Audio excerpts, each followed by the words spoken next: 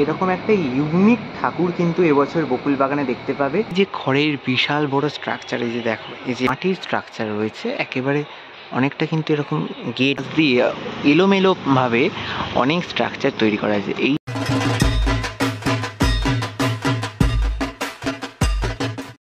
আমাদের বাংলা শিল্প ও সংস্কৃতির পীঠস্থান, আর বাংলার বিভিন্ন প্রান্তে ছড়িয়ে রয়েছে অনেক জানা অজানা শিল্প। আর সেই শিল্পের সন্ধান কিন্তু একমাত্র পাওয়া যায় কলকাতা দুর্গোৎসবে।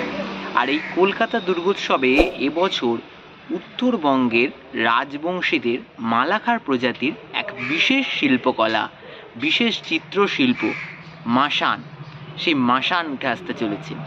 ইতিমধ্যেই আমি রয়েছি দক্ষিণ কলকাতার একটি জনপ্রিয়তম পুজো বকুল বাগান সার্বজনীন। বকুল বাগান সার্বজনীনের এবছরের ভাবনা মাসান। যেমনটা জানালাম, উত্তরবঙ্গের রাজবংশীদের মালাকার প্রজাতির এক বিশেষ চিত্রশিল্প, যেটি কিনা রোগ ব্যাধি নিরাময় তারা এই চিত্রশিল্প ব্যবহার করে থাকেন, এই চিত্রশিল্প এঁকে থাকেন। তো কীভাবে সাজছে বকুল বাগান সার্বজনীন, একেবারে তাদের মণ্ডপের সামনেই রয়েছি। সেখানে গিয়েই একেবারে মণ্ডপের ভেতরে কী পরিমাণে কাজ চলছে, কতদূর তাদের প্রস্তুতি, সবটা ঘুরে দেখাবো।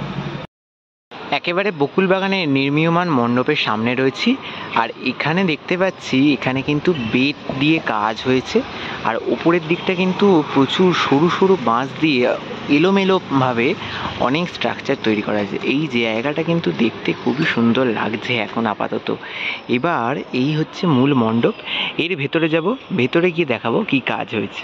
এটি হচ্ছে মূল প্রবেশপথ মণ্ডপের, আর প্রবেশ করেই কিন্তু মণ্ডপের ভেতরে দেখতে পাচ্ছি এরকম একটা মাটির স্ট্রাকচার রয়েছে, একেবারে অনেকটা কিন্তু এরকম গেট বা দরজার মতো কিন্তু স্ট্রাকচারটা দাঁড় করানো রয়েছে, পুরোপুরি মাটি দিয়ে কাজ করা হয়েছে দেখতে পাচ্ছ। আর একেবারে মণ্ডপের যদি একদম চারপাশটা দেখাই, এই ধরনের বহু শিল্পকলা কিন্তু উঠে এসেছে এই মণ্ডপের ভেতরে একেবারে। আর যেমনটা জানাচ্ছিলাম, মাসান উত্তরবঙ্গের এক বিশেষ চিত্রশিল্প, শিল্পকলা। সেই শিল্পকলায় কিন্তু মণ্ডপের বিভিন্ন প্রান্তে ছড়িয়ে রয়েছে। একদম প্রবেশ করেই এই মাটির দরজা অতিক্রম করার পর একটা খড়ের বিশাল স্ট্রাকচার আমি দেখতে পাচ্ছি। একদম খড়কে পাকিয়ে একটা বিরাট বড় স্ট্রাকচার করা হয়েছে। তো এটা পার করেই কিন্তু একেবারে প্রতিমার দিকে যেতে হবে। এদিকটায় এই যে খড়ের বিশাল বড় স্ট্রাকচার, এই যে দেখো, এই যে এরকম খড়কে কিন্তু বেঁধে বেঁধে এখানে এরকমভাবে সেট আপ করা হচ্ছে, এবং এগুলোকে কাটিং করে এই ধরনের একটা এরকম বড় পাকানো একটা জিনিস করা হয়েছে, একদম টোটাল ওপর অব্দি চলে গেছে মণ্ডপে। তো একেবারে খড়কে পাকিয়ে পাকিয়ে জিনিসগুলো করা হয়েছে। এই যে মণ্ডপের দুটো দিক দেখাচ্ছিলাম, এই দিকগুলোতেও কিন্তু এরকম মাটি দিয়ে কিন্তু এই শিল্পকলাগুলোকে করা হয়েছে। উত্তরবঙ্গের এই বিশেষ শিল্পকলা কিন্তু প্রাকৃতিক রং দিয়ে করা হয়ে থাকে, এখানে মাটির মাধ্যমে কিন্তু এই জিনিসগুলোকে তুলে আনার চেষ্টা করা হয়েছে। এই যে দেখতে পাচ্ছ এত সুন্দর করে এই কাজগুলো করা হয়েছে, এগুলো কিন্তু সবই সেই শিল্পকলা মাসানের অন্তর্গত, এবং এগুলোকে একদম মাটি দিয়ে দিয়ে পুরো মণ্ডপের চারপাশে প্রতিটা পার্টে পার্টে করা হয়েছে, এবং পুরো মণ্ডপের ইনার স্ট্রাকচারে কিন্তু একদম মাটি দিয়ে কাভার আপ করা রয়েছে, প্রতিটা জায়গায় মাটির কাজ আমি দেখতে পাচ্ছি। এইবার ঠিক এই জায়গাটা থেকে দেখাই কেমন দেখতে লাগছে। চারিদিকে প্রচুর বাঁশ বাঁধা রয়েছে, যেহেতু কাজ একদম জোর কদমে চলছে। তো এর মধ্যেই তোমাদের যেটা দেখাতে পাচ্ছি, এই ধরনের মাটি দিয়ে বিভিন্ন সেই যে জাতি মালাকার যে উপজাতি, সেই উপজাতির যে বিভিন্ন চিত্র রয়েছে, সেই চিত্রগুলোকে কিন্তু তুলে আনা হচ্ছে।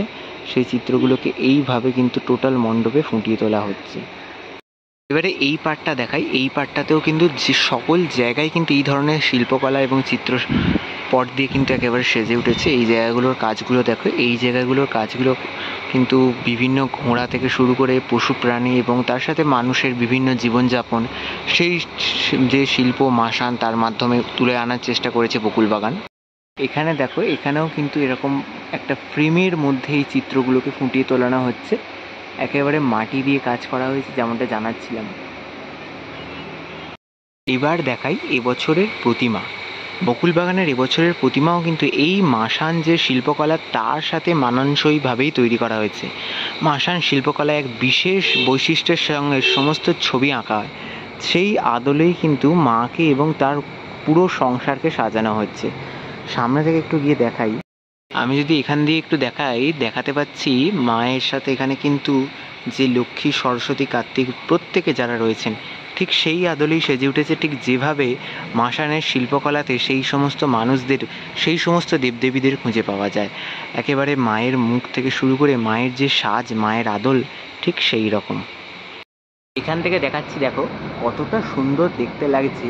এরকম একটা ইউনিক ঠাকুর কিন্তু এবছর বকুল বাগানে দেখতে পাবে। এই মাসান থিমের ভাবনাকে কেন্দ্র করে এরকম এত সুন্দর একটা মায়ের মুখ তোমরা দেখতে পেতে চলেছো এই বকুল বাগানে এবছর। তার সাথে মায়ের সন্তান সন্ততি অর্থাৎ লক্ষ্মী এবং সরস্বতীকেও যদি দেখাই, তারাও কিন্তু ঠিক এই আদলে সেজে উঠেছে।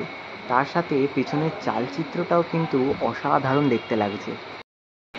বকুলবাগান সার্বজনীন দক্ষিণ কলকাতা তথা ভবানীপুর অঞ্চলের এক জনপ্রিয়তম এবং হেভিওয়েট একটি পুজো, যাদের পুজো দেখতে প্রত্যেক বছর আমি আসি এবং প্রচুর মানুষ এখানে ভিড় জমান প্রত্যেক বছর। এবছরও যে অন্যতা হবে না, এবছরও যে নতুন চমক থাকবে তার আশা আমরা রাখতেই পারি। মাসানের মতো একটা ইউনিক ভাবনাকে নিয়ে এবছর বকুলবাগান কাজ করছে শিল্পী অদিতি চক্রবর্তীর হাত ধরে। কীভাবে সেজে উঠবে এই টোটাল মাসান তা দেখতে হলে আমাদের আরও বেশ কয়েকদিন অপেক্ষা করতে হবে। ততদিনের জন্য তোমরা সকলে অপেক্ষায় থাকো আর আমার চ্যানেলটা সাবস্ক্রাইব করে রাখো, কেননা আরও পুজোর আপডেট আসছে। আজকের মতো এখানেই শেষ করছি, দেখা হবে আরও নতুন আপডেট নিয়ে। ততক্ষণের জন্য নিচ্ছি বিদায়, সকলকে এখানেই টাটা।